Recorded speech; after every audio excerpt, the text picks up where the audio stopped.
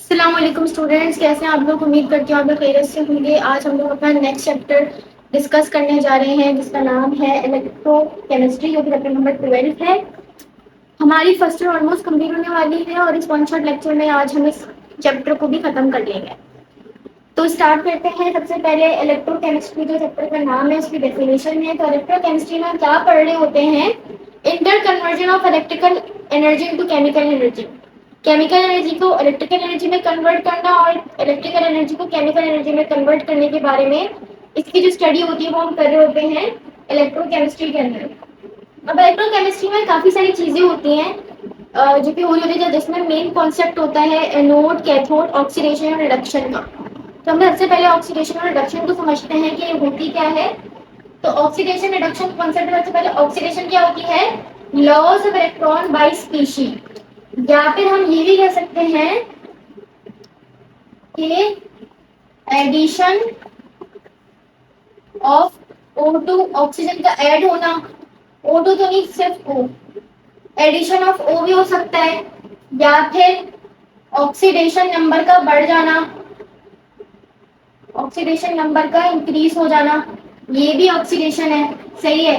या फिर हाइड्रोजन का रिमूव हो जाना, ये भी ऑक्सीडेशन है। तो मल्टीपल एग्जांपल है, लेकिन मोस्ट कॉमन डेफिनेशन है वो ये है कि loss of electron by species. Reduction क्या होती है? ऑक्सीडेशन का बिल्कुल उल्टा, गेन ऑफ इलेक्ट्रॉन या फिर रिमूवल ऑफ O2, या फिर ऑक्सीडेशन नंबर का कम होना, या फिर हाइड्रोजन का ऐड होना भी रिडक्शन कहलाता है। उसके अलावा ऑक्सीडाइजिंग एजेंट और रिड्यूसिंग एजेंट क्या होते हैं? ऑक्सीडाइजिंग एजेंट वो एजेंट होते हैं, देखो एजेंट से आप याद रखो, हम लोग जैसे स्टेट एजेंट के पास जाते हैं या ट्रैवल एजेंट के पास जाते हैं, वो लोग क्या कर रहे होते हैं? अगर मैं स्टेट एजेंट के पास जाऊंगी तो क्या वो खुद घर खरीद रहा होता है? वो खुद नहीं घर खरीदेगा, वो मुझे घर खरीदवा के देगा। इस तरीके से ट्रैवल एजेंट के पास जाऊंगी तो वो खुद ट्रैवल करने के लिए नहीं जाएगा बल्कि मुझे भेजेगा। सिमिलरली जो ऑक्सीडाइजिंग एजेंट होते हैं वो खुद ऑक्सीडाइज नहीं हो रहे होते, वो सामने वाले एटम को ऑक्सीडाइज कर रहे होते हैं। सिमिलरली जो रिड्यूसिंग एजेंट होते हैं वो खुद रिड्यूस नहीं हो रहे होते, वो सामने वाले एटम को रिड्यूस कर रहे होते हैं। अगर सामने वाले एटम को रिड्यूस कर रहे हैं तो फिर खुद ऑक्सीडाइज हो रहे होंगे। सिमिलरली ऑक्सीडाइजिंग एजेंट सामने वाले को ऑक्सीडाइज करवा रहे हैं तो खुद रिड्यूस हो रहे होंगे, सही है। ये लिखा अभी मैंने, कॉजेस ऑक्सीडेशन गेट्स रिड्यूस, और रिड्यूसिंग एजेंट में जो कॉज करते हैं रिडक्शन और गेट ऑक्सीडाइज। अब रिडॉक्स रिएक्शन क्या होते हैं? रिडॉक्स रिएक्शन के अंदर ऑक्सीडेशन और रिडक्शन साथ साथ चल रही होती है। ऐसे रिएक्शन जिसमें ऑक्सीडेशन भी हो रही हो, रिडक्शन भी हो रही हो, वो कहलाते हैं रिडॉक्स रिएक्शन। डेफिनेशन भी क्या लिखा है? Involve simultaneous oxidation and reduction. Simultaneous का मतलब है साथ साथ होना, जैसे कि रस्टिंग ऑफ आयरन है, फोटोसिंथेसिस है, और काफी सारी एग्जांपल्स होती हैं। उसके बाद आते हैं हम कैरेक्टरिस्टिक्स ऑफ रिडॉक्स रिएक्शन की। रिडॉक्स रिएक्शन की क्या क्या प्रॉपर्टीज है, कैरेक्टरिस्टिक्स है। सबसे पहले involve transfer of electron. Oxidation reduction में ट्रांसफर इलेक्ट्रॉन जरूर हो रहा होगा, या तो गेन हो रहा होगा या फिर लॉस हो रहा होगा, लेकिन इलेक्ट्रॉन की ट्रांसफर जरूर हो रहा होगा। दूसरा क्या है? Oxidation reduction occur simultaneously. अभी मैंने ऊपर बताया रिडॉक्स रिएक्शन में दोनों चीजें साथ साथ हो रही होती हैं। At least one atom is oxidize and one is reduce. पूरे रिएक्शन में एटलीस्ट कोई एक एटम रिड्यूस हो रहा होता है और कोई एक एटम ऑक्सीडाइज हो रहा होता है। जरूरी नहीं है कि पूरे रिएक्शन में हर एटम ऑक्सीडाइज और रिड्यूस हो रहा हो, कोई ऑक्सीडाइज हो रहा होगा, कोई रिड्यूस हो रहा होगा। एक से ज्यादा भी हो सकता है लेकिन एक से कम नहीं हो सकता। उसके बाद है not all atoms in a reaction change oxidation state. जैसे कि मैंने बोला सारे एटम्स रिडॉक्स नहीं कर रहे होते हैं, इसीलिए जरूरी नहीं है कि सबकी ऑक्सीडेशन स्टेट चेंज हो। अभी मैंने आपको बताया था कि ऑक्सीडेशन का कम होना रिडक्शन होता है और ऑक्सीडेशन का बढ़ना ऑक्सीडेशन होता है। ऑक्सीडेशन स्टेट का बढ़ना ऑक्सीडेशन, ऑक्सीडेशन स्टेट का कम होना रिडक्शन होता है। तो सिमिलरली यहाँ पे क्या लिखा हुआ है कि ऑक्सीडेशन स्टेट के अंदर कोई चेंज नहीं आ रहा होता, तो सारे एटम्स रिडॉक्स नहीं कर रहे होते, इसलिए सबके अंदर ऑक्सीडेशन स्टेट में चेंज आना जरूरी नहीं है। उसके अलावा ऑक्सीडेशन नंबर क्या होता है? Apparent change on atom in compound और आयन। किसी भी एटम के चार्ज में चेंज आना, +2 -2 +3, इस तरीके से चार्ज में चेंज आना ऑक्सीडेशन नंबर कहलाता है। और ये किस वजह से आता है? Depends on electronegativity and bonding of atom. Depend करता है कि वो एटम किस किस्म की इलेक्ट्रोनेगेटिविटी रखता है और वो किस किस्म के एटम से जुड़ के किस किस्म का बॉन्ड बना रहा है। तो इन सारे फैक्टर्स पे भी ऑक्सीडेशन नंबर डिपेंड कर रहा होता है। Rules for assigning oxidation number ये हम न्यूमेरिकल वाले पार्ट में करेंगे, मैं वहां आपको इसके रूल्स भी बताऊंगी और इसको करना भी सिखाऊंगी। उसके बाद आ जाते हैं हम chemistry of some important oxidizing and reducing agent. एक रिएक्शन को देखते हैं हम यहाँ पे। इसमें क्या हो रहा है, जिंक का HCl से रिएक्शन हो रहा है। जिंक जो है वो HCl से रिएक्शन करके जिंक क्लोराइड और हाइड्रोजन गैस बना रहा है। अब यहाँ पे जिंक को अगर मैं देखूं तो जिंक का यहाँ पे चार्ज क्या है, 0 है। मैंने बताया था ना फ्री स्टेट में जो होते हैं, फ्री स्टेट में आप लोगों ने एटम पढ़ा भी होगा और अभी मैं आपको आगे बताऊंगी भी जब आप मैं ये कराऊंगी ना ऑक्सीडेशन नंबर के, तो मैं वहां पे भी बताऊंगी कि फ्री स्टेट के जो होते हैं उनके ऑक्सीडेशन स्टेट 0 होती है या उनका ऑक्सीडेशन नंबर 0 होता है। तो अभी ये फ्री स्टेट में मौजूद है तो इसलिए उसका ऑक्सीडेशन नंबर 0 होगा। यहाँ पे इधर क्या होगा, क्लोरीन का नेगेटिव होगा, हाइड्रोजन का पॉजिटिव होगा। हमें हाइड्रोजन से लेना देना नहीं है, इसलिए मैंने हाइड्रोजन के ऊपर कोई चार्ज नहीं बनाया। अब यहाँ से जिंक जो है रिएक्शन कर जाएगा क्योंकि क्लोरीन नेगेटिव है तो वो जिंक के साथ लग जाएगा और जिंक का यहाँ पे क्या चार्ज आ जाएगा, +2 आ जाएगा। कैसे, क्योंकि देखो क्लोरीन के नीचे 2 चार्ज है, जिंक की वैलेंसी 2 है यहाँ पे। तो यानी कि जिंक ने 0 से ट्रेवल करा +2 पे, मतलब इसका ऑक्सीडेशन नंबर बढ़ा। और ऑक्सीडेशन नंबर बढ़ना क्या होता है, ऑक्सीडेशन होता है, इसीलिए इसने ऑक्सीडेशन करी। अब आ जाते हैं क्लोरीन पे। क्लोरीन यहाँ हाइड्रोजन का जो था इसका नेगेटिव था, ठीक है, इसका ऑक्सीडेशन नंबर नेगेटिव था, -1 था। लेकिन यहाँ पर आगे देखो इसने क्या करा, -2 हो रहा है इसका यहाँ पे, तो यहाँ पे ये रिडक्शन कर रहा है क्लोरीन। सिमिलरली अगर मैं हाइड्रोजन को देखूं तो हाइड्रोजन के ऊपर यहाँ पे प्लस चार्ज है, ये प्लस से जा रहा है, +1 से जा रहा है 0 की तरफ। यहाँ पे इसका फ्री स्टेट में तो इसका 0 होता है, तो यहाँ पे हाइड्रोजन रिडक्शन कर रहा है। तो यहाँ पे हमारा जिंक जो है वो क्या हो गया, खुद ऑक्सीडाइज हो रहा है, तो ये एज अ रिड्यूसिंग एजेंट काम कर रहा है। और हाइड्रोजन जो है वो खुद रिड्यूस हो रहा है, तो ये एज अ ऑक्सीडाइजिंग एजेंट काम कर रहा होगा। सही है। इसी से रिलेटेड हम कुछ एक टेबल आप लोगों की बुक में उसको एक बार देख लेते हैं।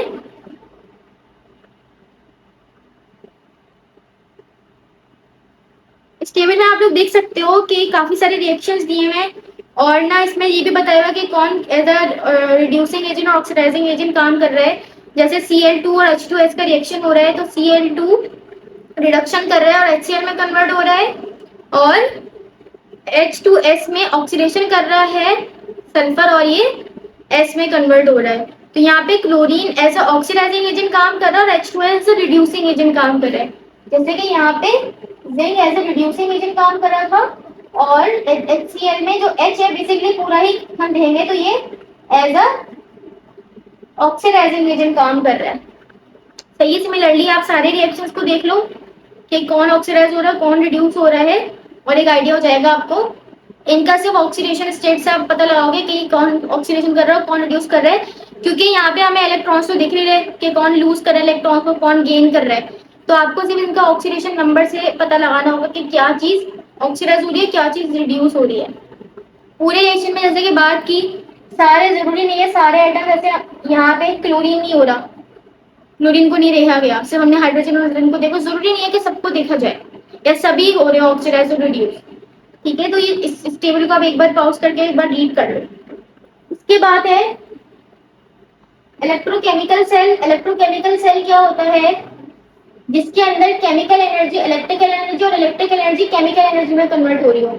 इलेक्ट्रोकेमिकल सेल दो किस्म का होता है, एक होता है इलेक्ट्रोलाइटिक सेल और एक होता है गैल्वानिक या वोल्टिक सेल।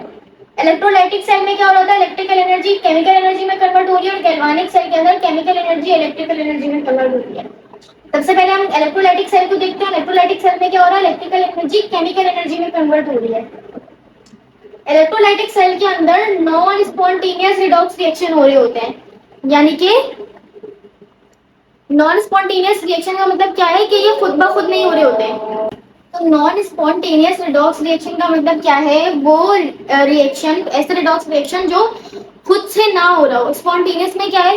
जो रिएक्शन खुद से हो रहा है। फॉर एग्जाम्पल मैंने एक आइस को निकाल के टेबल पे रख दिया, अब वो क्या होगा, खुद ब खुद मेल्ट होना शुरू हो जाएगी, तो ये स्पॉन्टेनियस रिएक्शन हो गया। और नॉन स्पॉन्टेनियस क्या है? जिसको मुझे करवाने के लिए एनर्जी देनी पड़े। तो यहाँ पे इलेक्ट्रोलाइटिक सेल के अंदर हमें रिडॉक्स रिएक्शन करवाने के लिए हमें एनर्जी देनी पड़ती है। कौन सी एनर्जी? Electrical energy. अभी आगे भी देखते हैं। अच्छा, इसके अंदर डेल्टा जी जो होता है वो ग्रेटर देन जीरो होता है। अब डेल्टा जी क्या है? Delta G Gibbs free energy होती है, जिसका फॉर्मूला मैंने यहाँ लिखा हुआ है, delta H minus T delta H. Delta H जो होता है वो टोटल एनर्जी होती है, और ये जो होता है ये एनर्जी फॉर फ्रीडम होता है। अब ये गिव्स फ्री एनर्जी को अगर मैं एक शॉर्ट मैं बोलूँ, शॉर्ट वे में बोलूँ, तो गिव्स फ्री एनर्जी वो एनर्जी है जो किसी यूजफुल वर्क में करने को काम आए। ठीक है, जैसे कि फॉर एग्जाम्पल मेरे पास अगर पैसे हैं और मुझसे कोई उधार लेता है, तो मैं जाहिर सी बात है उसको पूरे पैसे तो अपने पास जितने भी मेरे पास पैसे हैं मेरे में उसको पूरे तो उधार नहीं दूंगी ना, मैं कुछ अपने पास ही बचा के रखूंगी ताकि वो मेरे काम आए। जितने भी मेरे पास पैसे क्या मैं पूरे यूजफुल काम में लगाऊंगी नहीं, कुछ मैं अपने पास बचा के भी रखूंगी। तो टोटल एनर्जी में से जो एनर्जी यूजफुल वर्क में यूज हो जाए वो गिव्स फ्री एनर्जी है, और जो एनर्जी सिस्टम अपने पास बचा के रखे खुद को मेंटेन करने के लिए वो ये वाली एनर्जी है। अब यहाँ पे इलेक्ट्रोलाइटिक सेल में delta G greater than zero क्यों है? क्योंकि मैंने अभी बताया कि सिस्टम अपनी खुद की एनर्जी तो इस्तेमाल कर नहीं रहा, उसको हम बाहर से एनर्जी दे रहे हैं, क्योंकि नॉन स्पॉन्टेनियस है ना, हम इलेक्ट्रिकल एनर्जी दे रहे हैं इसको करवाने के लिए। इसीलिए इसको, इसके बाद जो गिफ्ट फ्री एनर्जी है वो इसकी खुद की यूज नहीं हो रही बल्कि ये बाहर से ले रहा है, इसीलिए इसकी gift free energy greater than zero होगी। उसके अलावा इलेक्ट्रोलाइटिक सेल में एनोड जो है वो पॉजिटिव और कैथोड नेगेटिव होता है। अच्छा, यहाँ पे एनोड कैथोड में आप लोगों को शुरू से बताया जाता है कि एनोड पॉजिटिव होता है कैथोड नेगेटिव होता है, तो ये बात हमेशा सही नहीं है। इलेक्ट्रोलाइटिक सेल तक के लिए तो ठीक है, लेकिन आप गैल्वानिक या वोल्टिक सेल पर आओगे तो ये बात गलत हो जाएगी। आप लोग इसको ऐसे याद रखो कि जहां पर ऑक्सीडेशन होगी वो एनोड होगा, और जहां पे रिडक्शन होगी वो कैथोड होगा। जिस भी प्लेट पे ऑक्सीडेशन हो रही होगी वो एनोड, जहां पे भी रिडक्शन हो रही होगी वो कैथोड। ठीक है, तो यहाँ पे इलेक्ट्रोलाइटिक सेल में एनोड के ऊपर ऑक्सीडेशन हो रही होती है और कैथोड के ऊपर रिडक्शन हो रही होती है। इसीलिए अच्छा, एनोड इस वजह से पॉजिटिव होता है और कैथोड इस वजह से नेगेटिव होता है। ठीक है, अब इसको हम गैल्वानिक सेल में देखेंगे कि ये किस तरीके से चेंज हो रहा है। ये वहाँ पे कैथोड पॉजिटिव होता है, एनोड नेगेटिव होता है। अच्छा, इलेक्ट्रोलाइटिक सेल की अगर बात करें तो ये एक एंडोथर्मिक प्रोसेस रखता है, एंडोथर्मिक होता है। क्यों? अभी मैंने बताया कि एनर्जी इसको देनी पड़ रही है, एनर्जी एब्जॉर्ब कर रहा है और फिर रिएक्शन कर रहा है, इसीलिए ये एंडोथर्मिक होगा। उसके अलावा ये यूज किन किन चीजों में होता है? Use in electroplating, extraction of metal. हमने आप लोगों ने 9th क्लास में पढ़ा होगा electroplating of silver, chromium, zinc. तो ये सब क्या होता है? इलेक्ट्रोप्लेटिंग करने में इलेक्ट्रोलाइटिक सेल काम आ रहा होता है। कोई भी चीज डाल दो तो आप उसके ऊपर कोई भी चीज की कोटिंग करवानी है, उस चीज को इलेक्ट्रोप्लेटिंग कहते हैं। तो ये इलेक्ट्रोलाइटिक सेल की थ्रू होता है। थोड़ा सा इसको डायग्राम के थ्रू समझते हैं कि फॉर एग्जाम्पल मेरे पास ये एनोड है और मेरे पास एक कैथोड है, कोई भी यहाँ पे इलेक्ट्रोलाइट मेरे पास मौजूद है। मैं यहाँ से कुछ भी वोल्ट्स दूंगी, तो क्या होगा? यहाँ पर आके कोई भी इलेक्ट्रोलाइट है वो पॉजिटिव नेगेटिव में ब्रेक हो जाएगा, वो आयनाइज हो जाएगा। पॉजिटिव वाले भागेंगे नेगेटिव प्लेट की तरफ, कैथोड की तरफ, और नेगेटिव वाले भागेंगे पॉजिटिव प्लेट की तरफ, एनोड की तरफ। कैथोड पे जाके रिड्यूस करके वो प्रोडक्ट बना लेंगे। जैसे कि फॉर एग्जाम्पल NaCl की अगर मैं बात करूं, फॉर एग्जाम्पल मेरे पास यहाँ पे एक्वस या मोल्टेन NaCl था, तो Na पॉजिटिव में टूटेगा, Cl नेगेटिव पे टूटेगा। ये पॉजिटिव है तो ये जाएगा कैथोड पे, Cl नेगेटिव है ये एनोड पे जाएगा। ये पॉजिटिव है तो कैथोड पे जाके रिडक्शन करेगा, यानी कि इलेक्ट्रॉन गेन करेगा और Na बन जाएगा। ये Na पॉजिटिव से Na बन जाएगा, और Cl नेगेटिव एनोड पे जाके ऑक्सीडेशन करेगा, इलेक्ट्रॉन को निकालेगा और नेगेटिव चार्ज से एक Cl2 गैस बना लेगा। तो कुछ इस तरीके से प्रोसेस चल रहा होता है। यहाँ पे क्या हो रहा है? मैंने इलेक्ट्रिकल एनर्जी दी और मुझे केमिकल एनर्जी मिल गई, यानी कि मुझे इन दोनों प्लेट्स पे कुछ ना कुछ केमिकल मिल गया, जैसे एक पे सोडियम एक पे क्लोरीन मिल गया, तो ये चीज होती है इलेक्ट्रोलाइटिक सेल में। अब इस सेल के अंदर जो प्रोसेस होता है उसको रिप्रेजेंट कैसे करते हैं, वो इस तरीके से करते हैं, ए यानी कि एनोड कॉमा ए डॉट पी यानी कि एनोड प्रोडक्ट। जैसे कि इस केस में मैंने बताया यहाँ पे एनोड में क्या जाएगा, क्लोरीन जाएगा, तो यहाँ पे Cl2 लिख देंगे। फिर दो लाइंस आती हैं, फिर इस तरफ क्या होता है, C यानी कि कैथोड, Cp यानी कि कैथोड प्रोडक्ट। कैथोड पे हमें क्या मिल रहा है, Na मिल रहा है, तो Na लिख दिया। अब इधर क्या होता है, मीडियम इलेक्ट्रोलाइट और C कॉमा T। इलेक्ट्रोलाइट यानी कि कौन सा इलेक्ट्रोलाइट यूज हुआ है वो यहाँ पर आएगा, ऊपर इलेक्ट्रोलाइट का मीडियम आएगा कि एक्वस मीडियम है, मोल्टन है, ठीक है, तो यहाँ पे मीडियम आ जाएगा, और नीचे कंसंट्रेशन आ जाएगी, और टी से टेम्परेचर, कितने टेम्परेचर पर है, क्या कंसंट्रेशन है, ठीक है। उसके बाद एनोड और कैथोड पे जो चीजें मिलेंगी हमें वो डिपेंड करती है तीन चीजों पे, एक इलेक्ट्रोलाइट पे, एक मीडियम पे, और एक इलेक्ट्रोड पे। इसकी कुछ एग्जांपल्स हम लोग न्यूमेरिकल सेक्शन में डिस्कस करेंगे कि किस तरीके से इन तीन चीजों पे डिपेंड करता है, तो वहां पे आपको और अच्छे से क्लियर होगा जब आप एग्जांपल्स करोगे कि किस तरीके से कोई चीज एनोड पे मिल रही है, कोई चीज कैथोड पे मिल रही है, उससे इलेक्ट्रोलाइट का क्या ताल्लुक है, ठीक है, और इलेक्ट्रोड का क्या ताल्लुक है, मीडियम का क्या ताल्लुक है, ये सब आपको वहां डिस्कस कर लेंगे हम लोग, तो वहां समझ आ जाएगा। उसके बाद गैल्वानिक या वोल्टिक सेल है। गैल्वानिक सेल में क्या होता है, उसका बिल्कुल उल्टा प्रोसेस होता है, केमिकल एनर्जी इलेक्ट्रिकल एनर्जी में कन्वर्ट हो रही होती है। स्पॉन्टेनियस रिडॉक्स रिएक्शन होता है, यानी कि खुद ब खुद हो रहे होता है spontaneous reaction, redox reaction. Gibbs free energy यहाँ पर जीरो से कम होगी, क्यों, क्योंकि यहाँ पे हम कोई एनर्जी बाहर से दे नहीं रहे, सिस्टम को अपनी एनर्जी यूज करनी है, तो उसकी गिब्स फ्री एनर्जी जीरो की तरफ जाएगी, कम होना शुरू हो जाएगी। यहाँ पे एनोड नेगेटिव होता है, कैथोड पॉजिटिव होता है, इसको अभी देखेंगे कि कैसे एनोड नेगेटिव और कैथोड पॉजिटिव है। ये एक्सोथर्मिक होता है, क्यों, क्योंकि अपने अंदर से एनर्जी को रिलीज कर रहे हैं, अपनी गिफ्ट फ्री एनर्जी को यूज कर रहे हैं, वहां पे हम दे रहे थे, यहाँ पे निकाल रहे हैं, ठीक है। और ये कहाँ कहाँ यूज होता है, ड्राई सेल में, लेड एसिड बैटरी के अंदर यूज होता है, इसको भी हम देखेंगे। सबसे पहले इसकी आप डायग्राम में आपके साथ शेयर कर देती हूँ और डायग्राम को डिस्कस करते हैं। तो यहाँ पे आपको दो हाफ सेल दिख रहे होंगे, ठीक है, एक के अंदर इलेक्ट्रोलाइट जिंक सल्फेट है और एक के अंदर इलेक्ट्रोलाइट कॉपर सल्फेट है, और यहाँ पे जो इलेक्ट्रोड है वो एक स्ट्रिप, एक जिंक की स्ट्रिप यूज की हुई है और एक कॉपर की स्ट्रिप यूज की हुई है। कॉपर की स्ट्रिप यहाँ पे, अच्छा यहाँ पे ना हम खुद से चार्ज नहीं दे रहे होते, यहाँ पे चार्ज आ जाता है। यहाँ पे जो जिंक की स्ट्रिप है ना वो नेगेटिव होगी।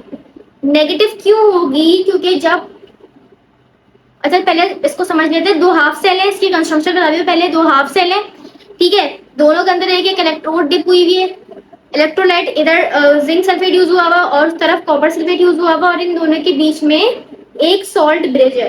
अब सॉल्ट ब्रिज का भी हम काम समझेंगे, और ऊपर वोल्ट मीटर लगा हुआ होता है, वोल्ट मीटर बताता है कि कितना वोल्टेज प्रोड्यूस हुआ, क्योंकि आगे हम बैटरी तो लगाया हुआ नहीं है ना हमने, इसलिए नेगेटिव पॉजिटिव टर्मिनल तो हम कह ही नहीं सकते कि हम बना रहे हैं खुद से। इलेक्ट्रोलाइटिक सेल में हम बैटरी से एक नेगेटिव को कनेक्ट करते हैं, एक को पॉजिटिव से, तो इसलिए हम बता देते कि भाई ये कैथोड है, ये एनोड है, इसके अंदर ऑक्सीडेशन होगी, इसके अंदर रिडक्शन होगी, लेकिन यहाँ तो हमें चार्ज का पता ही नहीं है ना। अब क्या होता है कि जब हम यहाँ पे रिएक्शन स्टार्ट करते हैं, यहाँ पे स्पॉन्टेनियस रिडॉक्स रिएक्शन होना स्टार्ट हो जाएगा। जिंक सल्फेट में से जो जिंक है वो +2 आयंस बनाना शुरू कर देगा और जाके जिंक स्ट्रिप के पास अटैच होना शुरू हो जाएगा। सिमिलरली कॉपर सल्फेट में क्या होगा, कॉपर जो है वो चार्ज बना के वो भी डिपॉजिट होना शुरू हो जाएगा और वहां पे SO4 नेगेटिव के आयंस नीचे रह जाएंगे। अब यहाँ पे होता क्या है कि जैसे जैसे वक्त गुजरता है, वक्त गुजरता है, तो रिडॉक्स रिएक्शन तो स्पॉन्टेनियस ही वो खुद ब खुद होता रहता है, जिससे क्या होता है, जिंक +2 आयंस बनते जाते। अब जिंक +2 आयंस बन रहे हैं, तो मतलब अपने अंदर से 2 इलेक्ट्रॉन को निकाल रहे होते हैं। ये 2 इलेक्ट्रॉन जो है वो जिंक स्ट्रिप के ऊपर जाके अटैच होते हैं और आगे फ्लो करना शुरू कर देते हैं। अब चूंकि यहाँ पे जिंक स्ट्रिप के ऊपर 2 इलेक्ट्रॉन्स आ रहे हैं और ये इलेक्ट्रॉन्स आगे फ्लो कर रहे हैं, तो ये वाली प्लेट हो जाती है नेगेटिव इलेक्ट्रॉन्स की वजह से। और चूंकि यहाँ पे क्या होता है कि जिंक इस प्लेट पे, क्योंकि इलेक्ट्रोकेमिकल सीरीज जो है, अगर आपको पता हो इलेक्ट्रोकेमिकल सीरीज में क्या होता है, अभी हम आगे देखेंगे भी इलेक्ट्रोकेमिकल सीरीज में, तो जिंक ऊपर आ रहा होता है और कॉपर नीचे आ रहा होता है, यानी कि जिंक आसानी से ऑक्सीडाइज हो जाएगा और कॉपर थोड़ी मुश्किल से ऑक्सीडाइज होता है। तो यहाँ पे सबसे पहले तो जिंक ऑक्सीडाइज हो रहा होता है, इलेक्ट्रॉन को निकाल रहा होता है। अब वो इलेक्ट्रॉन आगे की तरफ फ्लो कर रहे होते हैं, वहां पे कॉपर क्या हो रहा होता है कि पहले तो वो रिडक्शन में वो प्लस आयन बना लेता है, लेकिन फिर वो जाके इस प्लेट पे कॉपर स्ट्रिप पे जाके रिडक्शन करता है और कॉपर बनके डिपॉजिट होना शुरू हो जाता है। अब जो कॉपर वाली जो स्ट्रिप है वहां पर रिडक्शन हो रही है, तो रिडक्शन का मैंने क्या बताया था, रिडक्शन कहां पर होती है, कैथोड पर होती है, इसीलिए ये वाली जो है कैथोड बन जाती है। और मैंने क्या बताया कि इस तरफ जिंक +2 आयंस बना रहा है और 2 इलेक्ट्रॉन को निकाल रहा है अपने अंदर से, और वो 2 इलेक्ट्रॉन प्लेट की तरफ जा रहे हैं, तो वो प्लेट को क्या कर रहे हैं, वो नेगेटिव कर रहे हैं, इसीलिए यहाँ पे एनोड नेगेटिव होता है। लेकिन चूंकि यहाँ पे ऑक्सीडेशन हो रही है, ऑक्सीडेशन का मतलब क्या है कि जिंक +2 आयंस बना रहे हैं, तो ऑक्सीडेशन हो रही है तो इसलिए इसको एनोड ही कहा जा रहा है। नेगेटिव क्यों हो रही है, क्योंकि यहाँ पे 2 इलेक्ट्रॉन्स निकल रहे हैं, इस वजह से हमारी एनोड नेगेटिव होती है गैल्वेनिक सेल में और कैथोड पॉजिटिव होती है।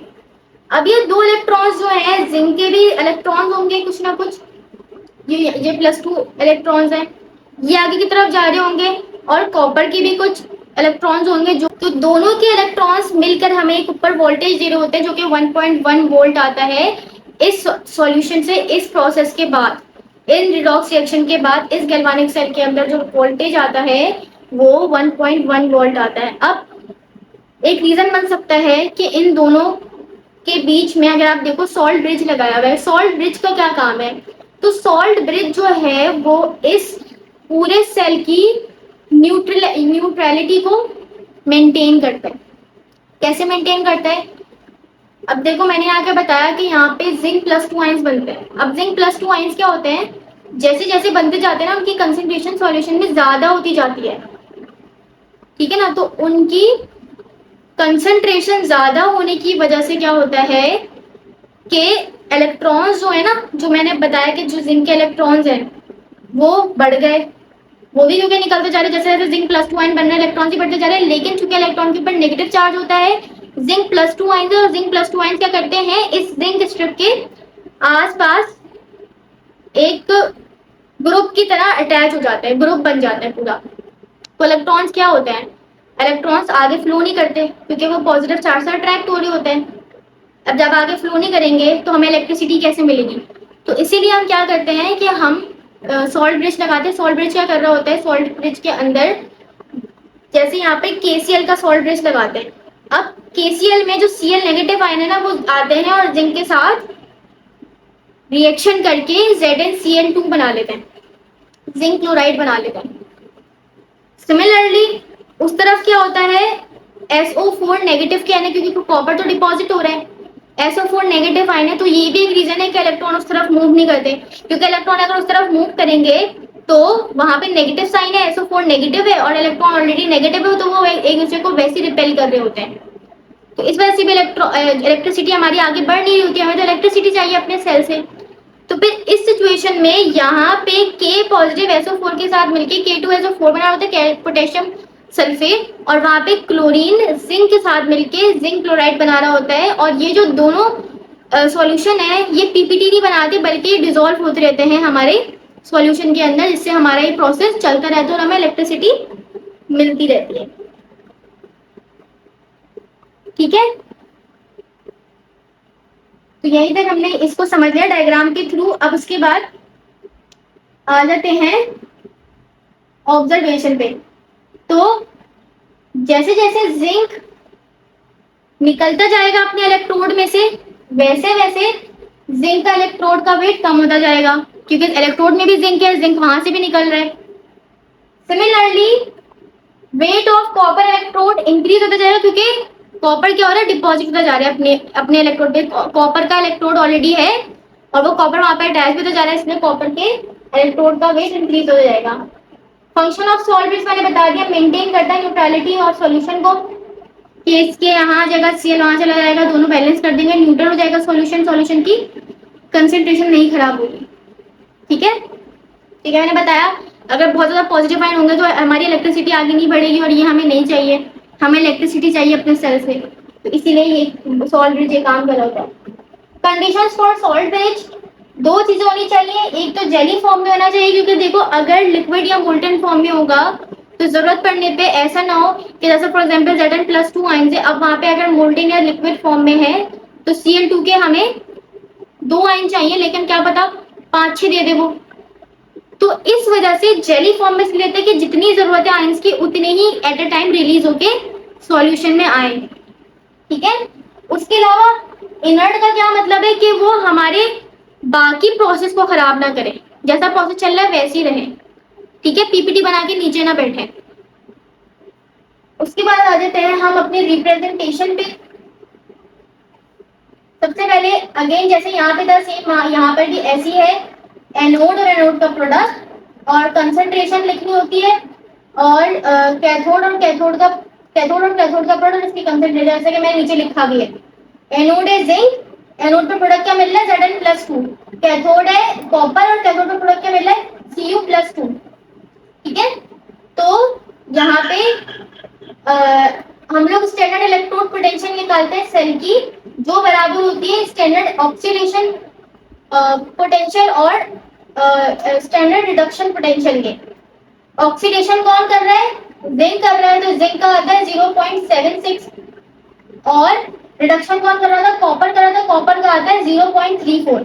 तो ये टोटल मिलके 1.1 वोल्ट बनाते हैं, जो कि हमारे सेल के ऊपर 1.1 वोल्ट आ रहे हैं।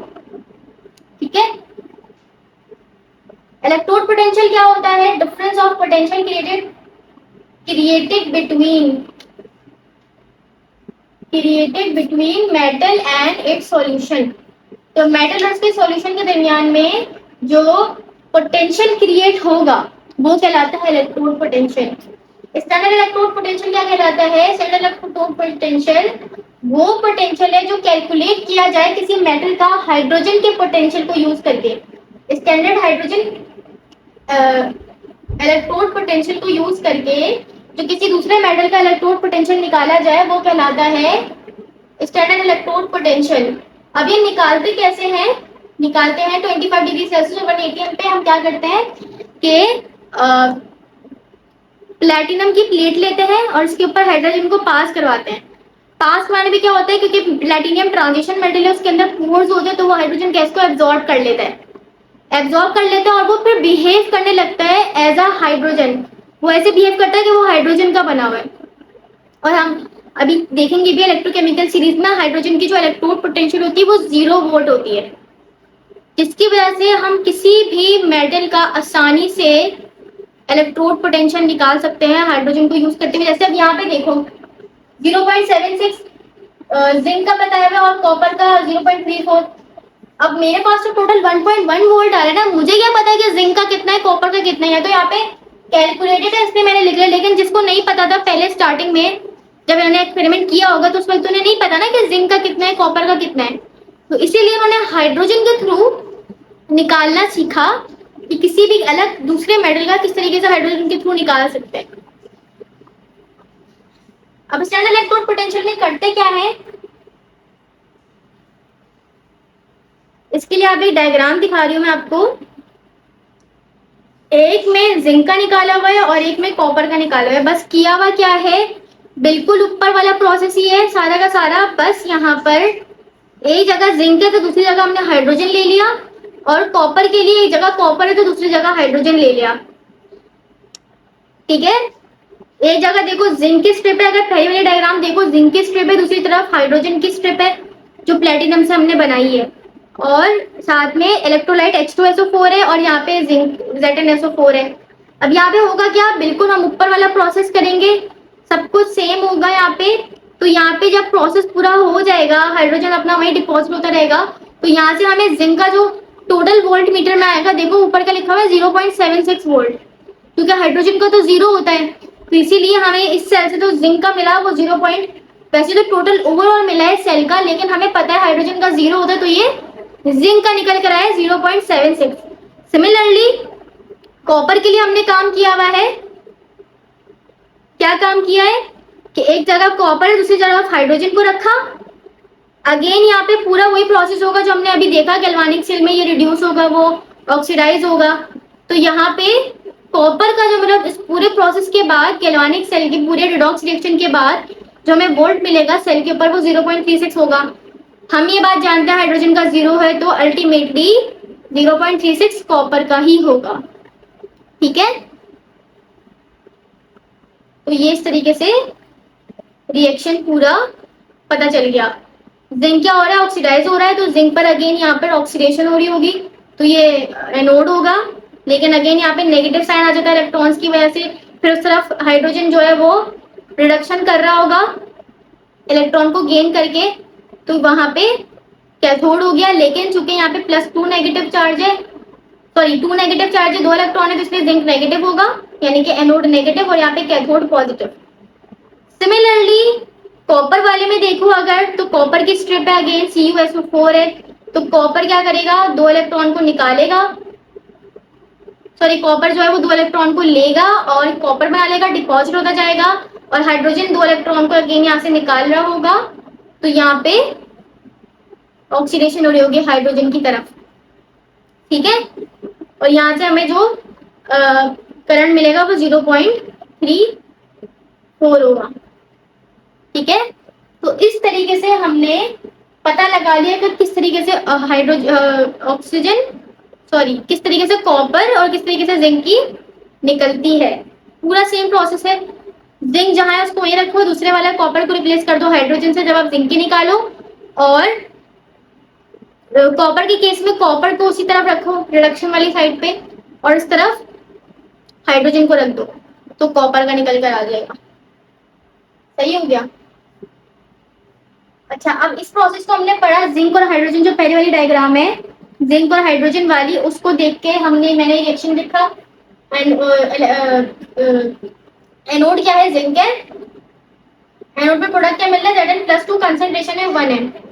कैथोड क्या है, कैथोड प्लेटिनियम है, वैसे तो हाइड्रोजन होती है तो उसके ऊपर देखो मैंने कोलोन डाल के H2 लिखा हुआ है, प्लेटिनियम के ऊपर हाइड्रोजन चढ़ी हुई तो हाइड्रोजन की तरह बिहेव कर रहा होता है, और यहाँ पे जो हमें प्रोडक्ट मिलता है कैथोड पे वो H पॉजिटिव होता है, उसकी कंसंट्रेशन 1m होती है।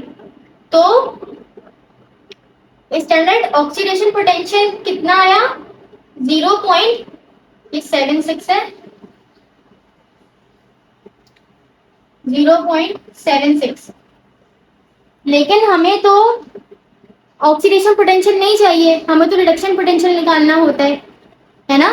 तो इसीलिए एक फॉर्मूला होता है कि जो रिडक्शन पोटेंशियल होता है, स्टैंडर्ड रिडक्शन पोटेंशियल, वो नेगेटिव साइन मतलब माइनस लगाओ तो जो भी आपका ऑक्सीडेशन पोटेंशियल आ रहा है, क्योंकि हम लोग ने अभी देखेंगे हम आगे जो ऊपर वाले होते हैं उनका सारा रिडक्शन पोटेंशियल नेगेटिव में आता है क्योंकि वो रिड्यूस मुश्किल से हो रहे होते हैं, और जो नीचे वाले आते हैं इलेक्ट्रोकेमिकल सीरीज में वो आसानी से रिड्यूस हो रहे होते हैं, इसीलिए ऊपर वाले का नेगेटिव होता है, जैसे जैसे नीचे बढ़ते हैं तो रिडक्शन पोटेंशियल बढ़ता जाता है। तो इसीलिए जिंक ऊपर आता है, इसीलिए जिंक का रिडक्शन पोटेंशियल नेगेटिव में होता है, तो इसीलिए यहाँ पे नेगेटिव 0.76 आया, बस साइन चेंज हो जाएगी, जो भी ऑक्सीडेशन पोटेंशियल होगा उसकी साइन चेंज कर दो तो वो रिडक्शन पोटेंशियल में कन्वर्ट हो जाएगा। उसके बाद बैटरीज का टॉपिक है। अच्छा, बैटरी से पहले आपकी बुक में एक इलेक्ट्रोकेमिकल सीरीज का चार्ट दिया हुआ है, आप एक बार इसको भी देख लो। ठीक है, कौन सा ऊपर है कौन सा नीचे है, बाकी न्यूमेरिकल सेक्शन में मैं इसको बहुत डिटेल में एक्सप्लेन करूंगी क्योंकि इसके साथ आप इसकी एग्जांपल्स भी देखेंगे तो वहां आप रिलेट कर पाओगे। एक बार इसको पॉज करके देख भी लो, वैसे मैं न्यूमेरिकल सेक्शन में भी इस पिक्चर को अटैच कर दूंगी तो आप वहां पे भी देख लेना, यहाँ पे भी एक बार इसको देख लो। अच्छा, उसके बाद बैटरीज है। बैटरीज क्या क्या कर रही होती हैं, बैटरीज का क्या काम होता है कि ये कॉम्बिनेशन होती है 2 और मोर गैल्वानिक सेल। बैटरीज हम क्या ले रहे होते हैं, करंट ले रहे होते हैं, इलेक्ट्रिसिटी ले रहे होते हैं, तो ये कैसे बनती है बैटरीज, 2 या 2 से ज्यादा गैल्वानिक सेल को जब हम मिला देते हैं तो बैटरीज बनती हैं। बैटरीज का काम क्या होता है कि वो कन्वर्ट कर रहे होते हैं केमिकल एनर्जी को इलेक्ट्रिकल एनर्जी में थ्रू रिडॉक्स रिएक्शन। जो हमने पूरा गैल्वानिक सेल पढ़ा यहाँ से लेके यहाँ तक बैटरीज के अंदर वही काम हो रहा होता है, बस वहां पे 1 से ज्यादा गैल्वानिक सेल होते हैं, 3 4 5 6 होते हैं। प्राइमरी बैटरीज क्या होती है, वो बैटरीज जो नॉन रिचार्जेबल हो, रिडॉक्स रिएक्शन इरिवर्सिबल हो जिनके अंदर, यानी कि जो आप घड़ियों में सेल लगाते हो या अपनी रिमोट टीवी के रिमोट में सेल लगाते हो वो प्राइमरी बैटरीज होती है, क्योंकि एक बार सेल खत्म हो जाती है आप उसको उठा के फेंक देते हो। लेकिन जो हमारी गाड़ी की बैटरीज होती हैं, हम उनको क्या करते हैं, जब देखते हैं उसके अंदर से करंट नहीं आ रहा तो हम उसको रिचार्ज करते हैं, रिचार्ज करके हम दोबारा गाड़ी में लगा देते हैं। या हमारे फोन के अंदर जो बैटरीज होती हैं वो भी रिचार्जेबल होती हैं, ठीक है। तो प्राइमरी बैटरीज वो होती है जो रिचार्ज नहीं हो सकती। जिसमें सबसे पहले आता है ड्राई सेल। अब ड्राई सेल को समझने के लिए एक डायग्राम मैंने आपके साथ शो करी है। इस डायग्राम को आप लोग देखो। सबसे पहले तो इसका जो कैथोड होता है वो ग्रेफाइट होता है, ठीक है। ग्रेफाइट के ऊपर एक पेस्ट लगा हुआ होता है MnO2, और कार्बन का पेस्ट होता है Zn4Cl, और ZnCl2 का पेस्ट होता है, ठीक है, ये लगा हुआ होता है। उसके अलावा जो सेल की बॉडी है वो जिंक से बनी हुई होती है, और जिंक यहाँ पे एनोड की तरह काम कर रहा होता है। जिंक यानी कि एनोड और कैथोड के बीच में एक पोरस पेपर होता है जो इन दोनों को सेपरेट करने का काम कर रहा होता है, ठीक है। उसके अलावा अगर आप देखो सेल के ऊपर, सेल के अंदर एक छोटा सा बाहर की तरफ एक पॉइंटेड सा निकल रहा होता है जिसको हम लगाते हैं, तो वो पॉइंटेड सा जो होता है वो ब्रास का कैप होता है, ठीक है। चूंकि वो एनोड है तो इसलिए वो पॉजिटिव होता है, और जो बॉडी का नीचे वाला साइड होता है वो नेगेटिव होता है। एक साइड पॉजिटिव एक साइड नेगेटिव। अच्छा, अब एनोड और कैथोड पे क्या हो रहा होता है, तो एनोड पर होती है ऑक्सीडेशन। तो एनोड क्या है, जिंक है। तो जिंक क्या कर रहा होता है, अपने अंदर से 2 इलेक्ट्रॉन को निकाल रहा होता है और +2 आयन में कन्वर्ट हो रहा होता है। ये जो 2 इलेक्ट्रॉन्स है ये आगे की तरफ मूव करते हैं, और जाकर जो यहाँ पे MnO2 का पेस्ट है, ये इलेक्ट्रॉन ये MnO2 की तरफ जाते हैं, और ये MnO2 क्या करता है, रिड्यूस हो जाता है। क्योंकि यहाँ पे अगर आप देखो MnO2 है, यानी कि Mn के ऊपर +4 चार्ज है, +4 से ये कन्वर्ट हो जाता है +3 आयंस के अंदर। तो यहाँ पर हो रही होती है रिडक्शन कैथोड की तरफ, ठीक है। और फिर ये इलेक्ट्रॉन्स आगे मूव कर जाते हैं, ये इलेक्ट्रॉन्स सेल से बाहर आ जाते हैं और हम इसको यूज कर लेते हैं, ठीक है। तो इस तरीके का प्रोसेस होता है। रिएक्शन में आपको शो कर देती हूँ, साथ साथ आप रिएक्शन भी देख लेना। उसके बाद आ जाते हैं हम सेकेंडरी बैटरीज पे। सेकेंडरी बैटरीज क्या होती हैं, जो रिचार्जेबल होती हैं, जिनके अंदर रिडॉक्स रिएक्शन रिवर्सिबल होता है। जैसे कि हमारे पास लेड स्टोरेज बैटरी होती है। अगर लेड स्टोरेज बैटरी की मैं देखूँ, आपको डायग्राम दिखाऊं, तो उसके अंदर क्या है, एनोड की तरह जो काम कर रहा है वो लेड है, और कैथोड की तरह जो काम कर रहा है वो PbO2 है, लेड ऑक्साइड है, ठीक है। और जो इलेक्ट्रोलाइट है वो H2SO4 है।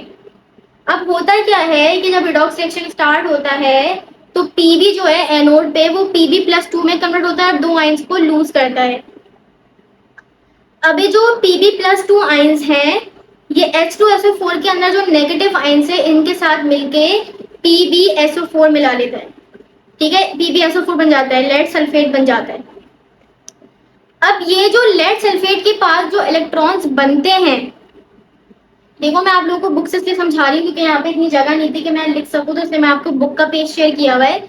अब उसके बाद देखो कि जो PbO2 के आयंस थे, साथ में H2SO4 में H पॉजिटिव के भी आयंस होंगे वो, और जो 2 इलेक्ट्रॉन आए हैं ये तीनों मिलकर क्या करते हैं, अगेन PbO2 जो है यहाँ पे +4 चार्ज रख रहा है, ये क्या करता है, Pb+2 में कन्वर्ट हो जाता है रिएक्शन होने के बाद, ठीक है। यहाँ पे क्या करता है, रिडक्शन करता है, अपना चार्ज कम कर रहा है, रिडक्शन करता है PbO2 में से Pb, और ये जो हाइड्रोजन और ऑक्सीजन है मिलके वाटर बना लेते हैं। अब यहाँ पे जो Pb+2 के आयंस बने ना, अगेन ये जो इलेक्ट्रोलाइट के अंदर SO4 नेगेटिव के आयंस है उनके साथ मिलके PbSO4 बना लेते हैं, और अगेन यहाँ पे 2 इलेक्ट्रॉन रिलीज होते हैं एनोड पे। ये Pb+2 अगेन कंबाइन होते हैं सल्फेट के साथ और PbSO4 बनाते हैं, और ये PbSO4 आयंस कैथोड प्लेट पे डिपॉजिट होना शुरू हो जाते हैं। क्योंकि कैथोड पे क्या होता है, डिपॉजिट होते हैं। गैल्वेनिक सेल में हम देखते आ रहे हैं कैथोड पे डिपोजिशन हो रही होती है और एनोड पे पॉजिटिव चार्ज बन रहा होता है, ठीक है। वो नेगेटिव इस वजह से होता है क्योंकि वहां पे इलेक्ट्रॉन्स रिलीज हो रहे होते हैं। और फाइनली अगर आप ओवरऑल रिएक्शन को देखें तो Pb एनोड पे आ रहा था, SO4 नेगेटिव था, मिलकर PbSO4 बनाया था, 2 इलेक्ट्रॉन निकल रहे थे। और कैथोड पे क्या हो रहा था कि PbO2 +4H पॉजिटिव और SO4 नेगेटिव और 2 इलेक्ट्रॉन मिलके PbSO4 और 2H2O बना रहे थे। ये प्रोसेस चलता रहता है। अभी जो 2 इलेक्ट्रॉन्स बनते जा रहे हैं ना, ये इलेक्ट्रॉन्स बाहर आते हैं, यूज होते हैं, फिर जब पूरी तरीके से यूज हो जाते हैं तो हम क्या करते हैं, जब ये पूरी बैटरी, क्योंकि देखो वक्त के साथ क्या हो रहा है, एनोड और कैथोड दोनों जगह PbSO4 बन रहा है। अगर आप नेट रिएक्शन में देखो तो दोनों तरफ PbSO4 बन रहा है। PbSO4 इनसॉल्युबल होता है पानी के अंदर, इसीलिए वो क्या होता है, एनोड पे और कैथोड दोनों पे जमा होना शुरू हो जाता है। जब सारा Pb कन्वर्ट हो जाता है PbSO4 में और डिपॉजिट हो जाता है बैटरी के इलेक्ट्रोड के ऊपर, तो फिर सूरत में बैटरी इलेक्ट्रिसिटी पास करना रोक देती है। तो फिर हम क्या करते हैं, बैटरी को रिचार्ज करवाते हैं। बैटरी को रिचार्ज कैसे कराते हैं, अगर आप लोगों ने कभी बैटरी को चार्ज किया हो तो बैटरी में एनोड को हम पॉजिटिव वाले टर्मिनल से कनेक्ट करते हैं, क्योंकि गैल्वानिक सेल में तो एनोड नेगेटिव होता है ना, लेकिन हम इसको चार्ज करते वक्त पॉजिटिव से कनेक्ट करते हैं, और कैथोड चूंकि पॉजिटिव होता है तो उसको नेगेटिव टर्मिनल से कनेक्ट करते हैं जब हम चार्ज कर रहे होते हैं। इससे क्या होता है, ये जो पूरा प्रोसेस हुआ है रिडॉक्स रिएक्शन का, ये रिवर्स हो जाता है। जो चीज कैथोड पे हो रही है वो एनोड पे होती है, जो एनोड पे होती है वो कैथोड पे होती है, और फाइनली PbSO4 कन्वर्ट हो जाता है Pb के अंदर और PbO2 के अंदर। अपने कैथोड और एनोड पे जो ऑलरेडी चीजें थी जिसके बने हुए थे वो विस्क दोबारा बन जाते हैं, और फिर हमारी बैटरी वापस रिवर्स होके बिल्कुल अपनी इनिशियल स्टेज में चली जाती है। और फिर इस तरीके से हम, अगर आप देखो रिएक्शन दिया हुआ भी है, ठीक है, PbSO4 क्या कर रहा था, 2 इलेक्ट्रॉन निकाल रहा था Pb अपने अंदर से, और SO4 का कनेक्ट हो रहा था। यहाँ पे क्या हुआ, उल्टा हो गया, इसने 2 इलेक्ट्रॉन्स लिए और Pb प्लस SO4 नेगेटिव में कन्वर्ट हो गया। और जो हमारे पास कैथोड पे हो रहा था वो क्या हो रहा था कि PbSO4 था, PbO2 था, और 4H पॉजिटिव था, SO4 नेगेटिव था। 2 इलेक्ट्रॉन थे, ये कन्वर्ट हो रहे थे PbSO4 और H2O के अंदर, यहाँ पे उसका भी उल्टा हो गया। तो फिर इस तरीके से हमारा सारा प्रोसेस हो रहा होता है। और ये प्रोसेस फिर जब एक बार ये सारा PbSO4 कन्वर्ट हो गया अपने एनोड और कैथोड में, एनोड था लेड और कैथोड था PbO2 के अंदर, रिवर्स हो जाएगा पूरा प्रोसेस, ये अपने वापस इनिशियल स्टेट में चला जाएगा, और फिर हम बैटरी को दोबारा से छोड़ देंगे तो वो रिडॉक्स रिएक्शन करके हमें इलेक्ट्रिसिटी देता रहेगा। उसके बाद आ जाते हैं हम फ्यूल सेल पे। फ्यूल सेल के अंदर क्या होता है, ये भी एक गैल्वानिक सेल है जो कन्वर्ट कर रहा होता है केमिकल एनर्जी को, और हमें कंटीन्यूअस सप्लाई कर रहा होता है फ्यूल को, जैसे कि हाइड्रोजन या O2 को इलेक्ट्रिकल एनर्जी के अंदर। अब यहाँ पे एक डायग्राम देखो आप लोग फ्यूल सेल की, जिसके अंदर हमारा कार्बन के इलेक्ट्रोड्स होती हैं और कार्बन के ऊपर जो है प्लेटिनियम पेस्ट लगा हुआ होता है। तो ये एक एनोड की तरह काम कर रही होती है, एक कैथोड की तरह काम कर रही होती है। इन दोनों इलेक्ट्रोड्स के बीच में कुछ जगह होती है जिसको KOH से फिल किया हुआ होता है, और एनोड और कैथोड वाली साइड पे अगर आप देखो तो एक तरफ से हाइड्रोजन एंटर हो रही है, एक तरीके से एक तरफ से ऑक्सीजन एंटर हो रही है, और ये जो बीच में KOH जहाँ फिल है वहाँ पे थोड़ी सी जगह होती है जहाँ से स्टीम रिलीज होती है। तो फ्यूल सेल के अंदर क्या हो रहा होता है, हम हाइड्रोजन और ऑक्सीजन को कंटिन्यूअसली सेल को दे रहे होते हैं और वो हमें हीट दे रहा होता है स्टीम की फॉर्म के अंदर। तो यहाँ पे होता क्या है कि जब हम हाइड्रोजन और ऑक्सीजन देते हैं तो वो इलेक्ट्रोड से पास होकर बीच वाले कंपार्टमेंट में आती है, और वहां आके ऑक्सीडेशन और रिडक्शन करके H2O गैस में कन्वर्ट हो जाती है। जैसे कि आप रिएक्शन देख सकते हो नीचे, एनोड पे क्या हो रहा है, हाइड्रोजन गैस आई, ठीक है, उसने KOH के OH नेगेटिव का रिएक्शन करा और H2O बनाया और 4 इलेक्ट्रॉन रिलीज करे। सिमिलरली यहाँ से अगली तरफ से कैथोड वाली साइड से ऑक्सीजन आया होगा, उसने जो हाइड्रोजन जो वाटर बना है उसके साथ रिएक्शन करेगा, 4 इलेक्ट्रॉन को भी यूज करेगा और OH नेगेटिव बना लेगा। तो ओवरऑल रिएक्शन में क्या होता है कि OH से OH कैंसिल हो जाता है और H2O से H2O कैंसिल हो जाता है, और फाइनली हमें क्या मिलता है, हाइड्रोजन प्लस O2 और H2O मिलता है ओवरऑल रिएक्शन के अंदर। और ये जो H2O है ये इतना ज्यादा हीटअप हुआ होता है रिडॉक्स रिएक्शन की वजह से कि जब ये बाहर निकलता है तो ये हीट की फॉर्म में निकलता है, स्टीम की फॉर्म में निकलता है। सही है, तो यहाँ पे OH को हमने रिएक्शन के अंदर कैंसिल करा। अच्छा, यहाँ पे H2O को कैंसिल नहीं करा बल्कि सब्सट्रैक्शन हुई है, क्योंकि ऊपर 4 थे और नीचे 2 थे, सब्सट्रैक्ट होके 2 हो गए। तो यही ओवरऑल रिएक्शन में स्टीम की तरह बन के बाहर निकल रहे होते हैं। प्रोसेस वही सेम है, रिडक्शन होगी, ऑक्सीडेशन होगी और फाइनली क्या बन जाएगा हमारे पास H2O। रिएक्शन से भी समझ सकते हो, डायग्राम में भी सब कुछ मेंशन हुआ है। ठीक है, उसके अलावा गैल्वेनाइजिंग और इलेक्ट्रोप्लेटिंग है। तो गैल्वेनाइजिंग प्रोसेस क्या होता है कि इलेक्ट्रोप्लेटिंग होती है। ठीक है, इलेक्ट्रोलाइटिक सेल के अंदर इलेक्ट्रोप्लेटिंग होती है, जिससे क्या होता है जिंक को किसी भी चीज के ऊपर कोट किया जा रहा होता है। और इलेक्ट्रोप्लेटिंग क्या होती है, जिंक के अलावा जितनी भी मेटल्स को हम इलेक्ट्रोप्लेट करवा रहे होते हैं वो इलेक्ट्रोप्लेटिंग में आते हैं, और जब हम जिंक को इलेक्ट्रोप्लेट करवाते हैं तो वो गैल्वेनाइजेशन कहलाता है। ठीक है, तो इसी के साथ इस चैप्टर को हमने एंड कर दिया थ्योरी। अब इसके बाद हम न्यूमेरिकल सेक्शन में आते हैं। अच्छा बच्चों, तो ये हमारे कंटिन्यूएशन है लेक्चर की। न्यूमेरिकल्स पर आ जाते हैं अब हम लोग। तो क्या सवाल है हमारे पास? Determine the oxidation number of S in Na2S2O3 and Mn in MnO4 negative. तो ऑक्सीडेशन नंबर निकालना, वैसे तो आई होप आप लोग सेकेंड ईयर में बहुत अच्छे से कर कर आए होंगे। उधर जो कॉम्प्लेक्सेस में नॉमेनक्लेचर है उसमें भी ऑक्सीडेशन नंबर निकालना होता है, लेकिन यहाँ पे हमारा रिकॉल हो जाएगा।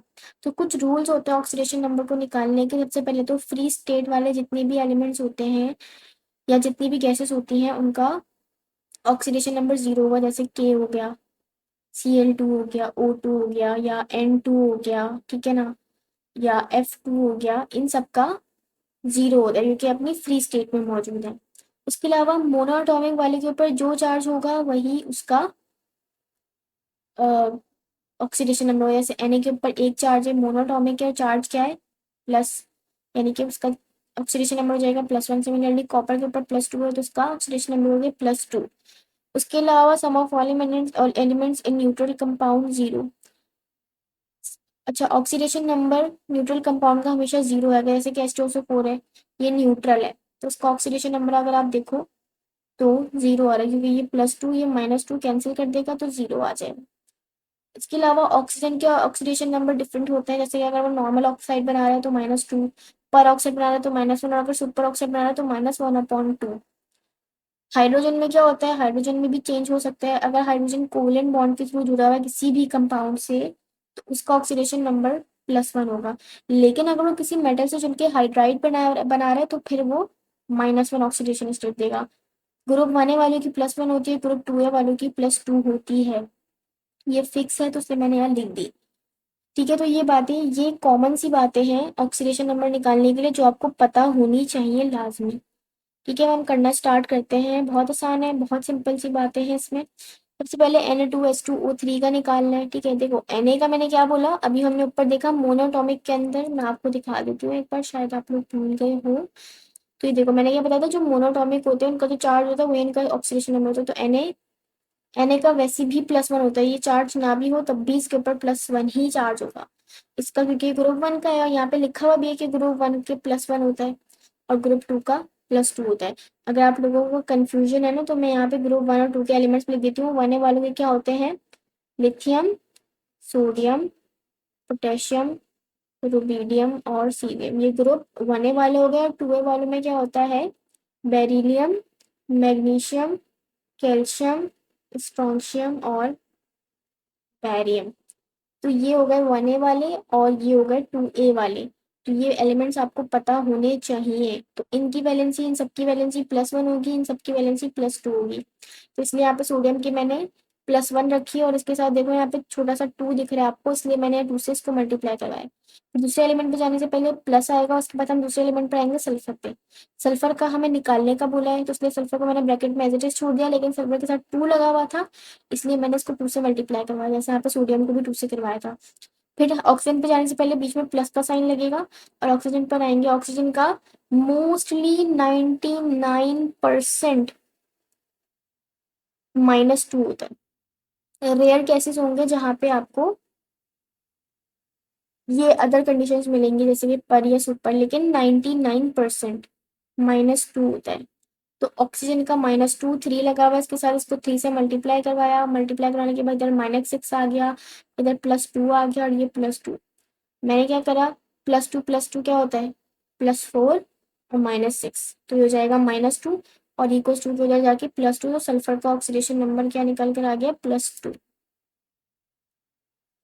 उसके बाद आ जाते हैं MnO4 नेगेटिव पे। MnO4 नेगेटिव में Mn का निकालने का बोला है।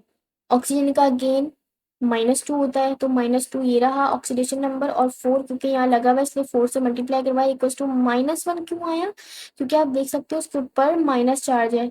अगर यहाँ पे -2 होता तो मैं उसको -2 से इक्वेट करवाती, +2 होता तो मैं यहाँ पे +2 लिखती। इक्वेट उसी से करवाएंगे जो चार्ज होगा, ऊपर कोई चार्ज नहीं था, ये देखो यहाँ पे कुछ भी चार्ज नहीं था, तो इसलिए मैंने इसको 0 से इक्वेट करवाया था। सिंपल मैंने क्या करा, इसकी सिंपल कैलकुलेशन कर ली, 4 2 8 -8 हो गया, और उधर -1 था, 8 उधर गया, +8 -1 +7 आंसर आ गया। और एक और बात यहाँ पे बता दूं, अगर पूछा जाए कि किस ट्रांजिशन एलिमेंट की हाईएस्ट ऑक्सीडेशन स्टेट होती है और क्या होती है वो, किस एलिमेंट की होती है क्या होती है, तो आप कहोगे कि मैग्नीज की पूरे ट्रांजिशन एलिमेंट्स में सबसे ज्यादा ही ऑक्सीडेशन स्टेट शो करता है, जो कि +7 शो करता है। और अगर पूछ ले कि किस कंपाउंड में शो कर रहा होता है, तो KMnO4 के अंदर, तो ये पोटेशियम परमैंगनेट के अंदर। अच्छा, अब यहाँ से थोड़ा सा एक खास सवाल है। जब अब इलेक्ट्रोलाइटिक सेल आपने पढ़ लिया है, उसके बाद की कुछ एग्जाम्पल्स हैं, ठीक है, इलेक्ट्रोलाइटिक सेल की कुछ खास एग्जाम्पल्स हैं गैल्वानिक सेल से पहले, तो इसको देख लेते हैं।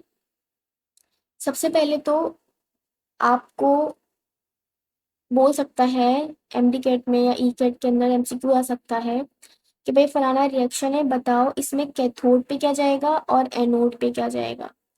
आपने एक डेफिनेशन बचपन से सुनी होगी कि कैथोड नेगेटिव होता है और एनोड पॉजिटिव होता है, तो ये एक गलत डेफिनेशन है, हमेशा के लिए वो सही नहीं होती। इलेक्ट्रोलाइटिक सेल तक फिर भी ठीक होता है, लेकिन गैल्वानिक सेल में ऐसा नहीं होता। गैल्वानिक सेल में कैथोड पॉजिटिव और एनोड नेगेटिव होता है।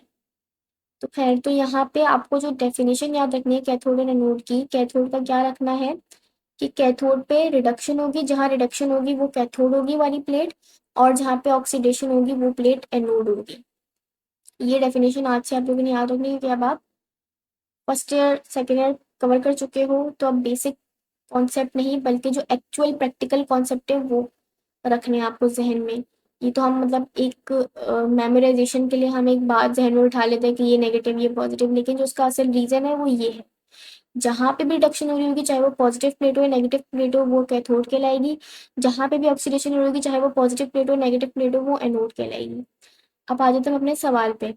हमसे क्या बोला गया है कि NaCl है, इसी का मीडियम है, और प्लेटिनम की प्रेजेंस में ये काम हो रहा है, तो बताओ एनोड और कैथोड क्या होगा। तो ये तो बहुत आसान सी चीज़ है कि मैंने क्या बताया था। अच्छा, मैंने यहाँ पे इलेक्ट्रोकेमिकल सीरीज लिख दी है, इन सवालों को करने के लिए आपको ये पता होनी चाहिए। पहले इस इलेक्ट्रोकेमिकल सीरीज को देख लेते हैं, उसके बाद हम दोबारा अपने सवाल पर आएंगे। तो सबसे पहले इलेक्ट्रोकेमिकल सीरीज स्टार्ट हो रही है लिथियम से, और अगर आप देखो तो ये जा रही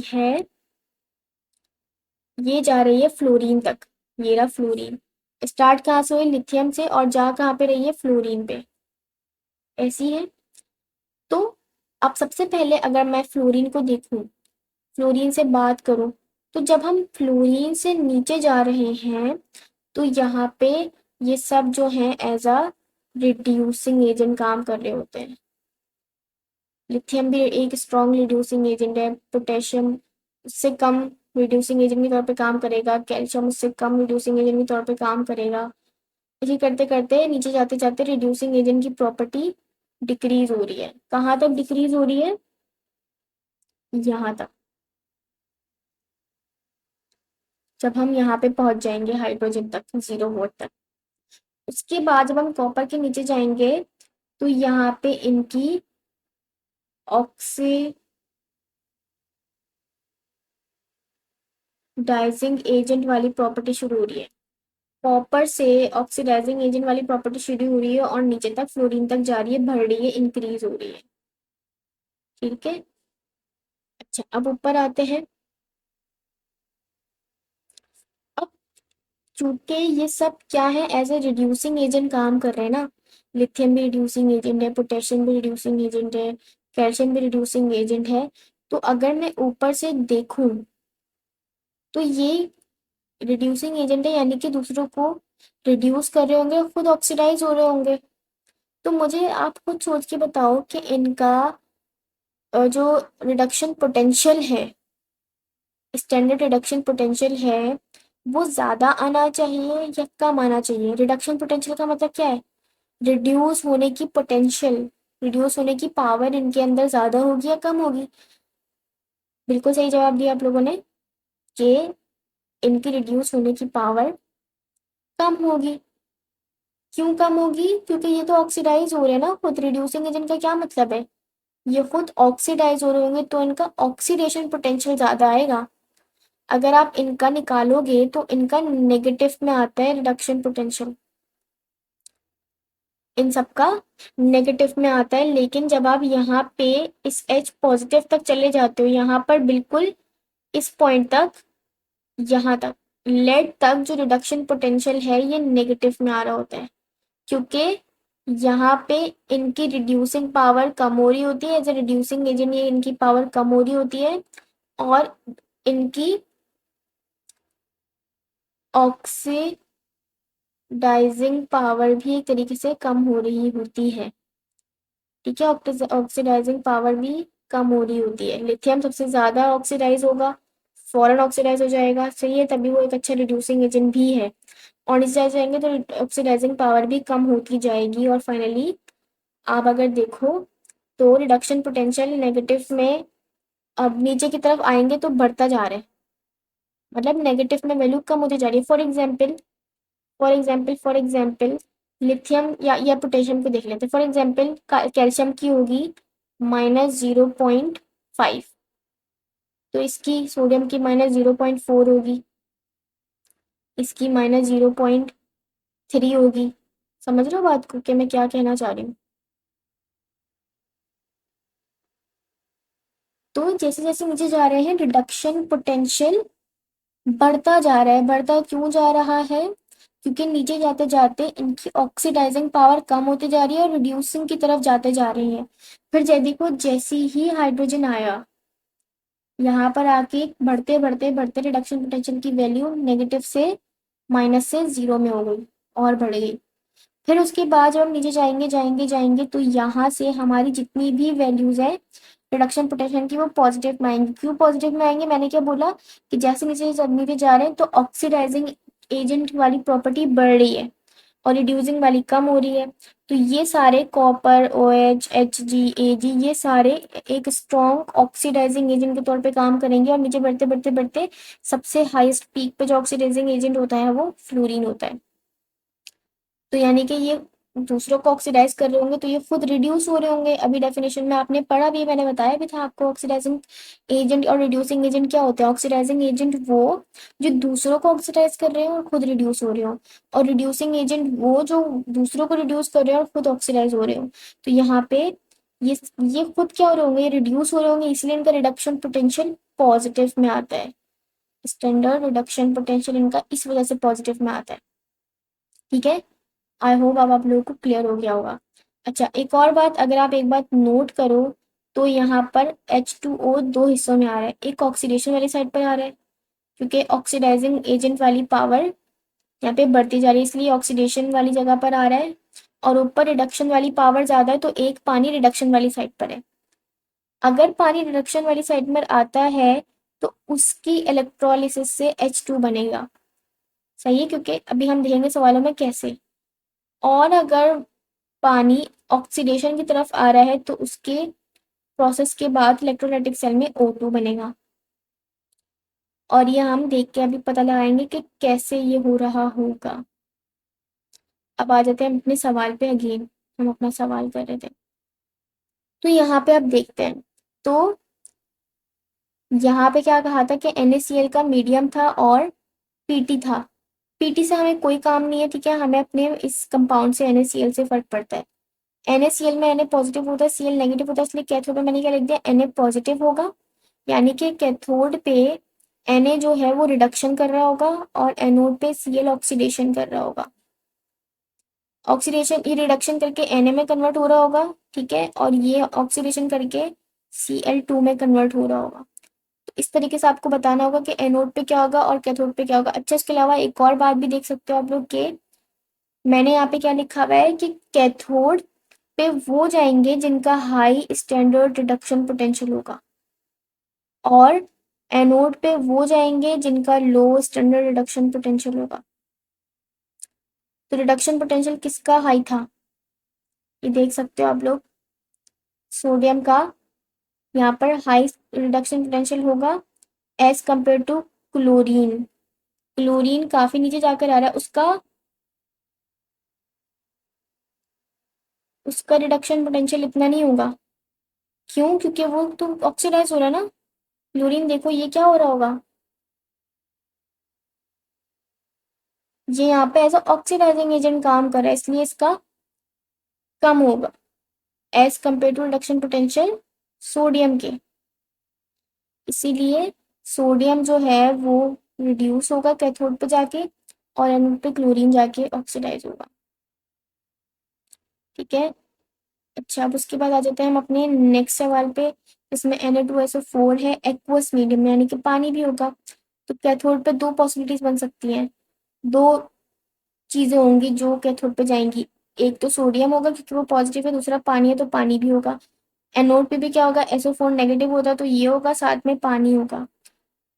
पानी के बारे में मैंने क्या बताया था, जब वो रिडक्शन वाली साइड पर होगा तो वो क्या करेगा, H2 करेगा, क्योंकि कैथोड पे क्या हो रही है, रिडक्शन हो रही है, H2 बनाएगा। और एनोड पे पानी जब होगा तो वो, क्योंकि ऑक्सीडाइजिंग वाली चीज पर है ना, ऑक्सीडेशन हो रही है यहाँ पे, ऑक्सीडाइजिंग वाली पावर ज्यादा है, तो इसीलिए ये H2O जब एनोड पे जाएगा, ऑक्सीडेशन वाली चीज हो रही होगी, तो यहाँ पे ये O2 बनाएगा।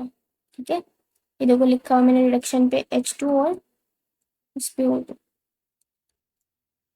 अच्छा, अब आ जाते हैं अपने नेक्स्ट सवाल पे। CuSO4 है, अगेन एक्वस मीडिया में और Pt की मौजूदगी में। कैथोड पे क्या होगा, हम सब जानते हैं कि कॉपर पॉजिटिव होता है, SO4 नेगेटिव होता है, लेकिन अगेन यहाँ पे एक्वस मीडिया में तो साथ में पानी भी होगा। कॉपर कैथोड पे करेगा रिडक्शन और कॉपर में कन्वर्ट हो रहा होगा। अगेन ये यहाँ पे H2O से H2 बन रहा होगा, और एनोड पे SO4-2 जाके ये ऑक्सीडेशन कर रहा होगा। ठीक है, और SO4 में कन्वर्ट हो रहा होगा, और साथ में क्योंकि ये भी ऑक्सीडाइजिंग एजेंट वाली चीज है ना, ऑक्सीडेशन वाला पार्ट है, मैं इसके नीचे वाला ऑक्सीडेशन है, उसके ऊपर वाला रिडक्शन वाला पार्ट है। तो यहाँ पे O2 बन रहा होगा। उसके बाद तीसरे सवाल पर आ जाते हैं। इसमें क्या कह रहा है कि CuSO4 है, साथ में एक्वस मीडियम है और कॉपर की मौजूदगी में हो रहा है। तो सबसे पहले तो CuSO4 में Cu पॉजिटिव होता है, SO4 नेगेटिव होता है। तो कॉपर जो है कैथोड पे जाएगा सबसे पहले तो +2, और ये यहाँ पे रिडक्शन करके Cu में कन्वर्ट होगा। सिमिलरली वाटर H2 में कन्वर्ट हो रहा होगा।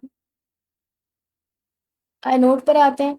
अब एनोड पे अगर आप लोग एक बात नोट करो, तो यहाँ पे कॉपर दोबारा जा रहा है, कॉपर एनोड पे भी जा रहा है। इसका रीजन क्या है, इसका रीजन ये है कि कॉपर का जो रिडक्शन पोटेंशियल है वो ऐसी जगह पे लाया करता है कि वो दोनों चीजें कर सकता है। ये देखो ना, बिल्कुल हाइड्रोजन के बाद फौरन आ रहे हैं, तो उसकी कोई बहुत ज्यादा वैल्यू नहीं होगी रिडक्शन पोटेंशियल की, होगी कुछ ना कुछ वैल्यू, लेकिन बहुत ज्यादा वैल्यू नहीं होगी एज कम्पेयर टू इनके। इसीलिए ये दोनों जगह प्रॉपर्टी शो करे। जैसे पानी की बात कर रहे हैं हम लोग, पानी क्या कर रहे हैं, वो एनोड पे भी जा रहा है, कैथोड पे भी जा रहा है। तो कॉपर भी यही रीजन है कि एनोड पे भी जाएगा, कैथोड पे भी जाएगा। ठीक है, और एक रीजन क्या है कि यहाँ पे एक्स्ट्रा अमाउंट में भी है कॉपर, इस वजह से भी ऐसा हो रहा है। तो यहाँ पे सल्फेट जाएगा, एनोड पे रिडक्शन करेगा, वाटर जाएगा, मैं बार बार नहीं लिखा मैंने, O2 बनाएगा। और अगेन कॉपर, क्योंकि एनोड पे क्या होती है, ऑक्सीडेशन होती है, तो अगेन ये लूज कर देगा इलेक्ट्रॉन। उसके बाद NaCl पे आ जाते हैं। अगेन एक्वस मीडियम है और प्लेटिनियम है। तो एक्वस मीडियम में क्या होगा, Na के साथ H2O भी आ जाएगा, और यहाँ पे क्लोरीन के साथ Cl नेगेटिव के साथ H2 यानी O2 बना रहा होगा। एंड में NaCl है अगेन Pt की मौजूदगी में। अच्छा, आई थिंक ये सवाल मैंने 2 बार लिख दिया है। तो ये सारे क्वेश्चंस हमारे कवर हो गए हैं इलेक्ट्रोलाइटिक सेल से रिलेटेड, और ये इलेक्ट्रोकेमिकल सीरीज आप लोगों को पता होनी चाहिए और समझ में भी आनी चाहिए। ठीक है, तो उसी के बाद हम अपने इस लेक्चर को एंड करते हैं, फिर इंशाल्लाह मुलाकात होगी आपसे नेक्स्ट लेक्चर में। तब तक के लिए अल्लाह हाफिज़।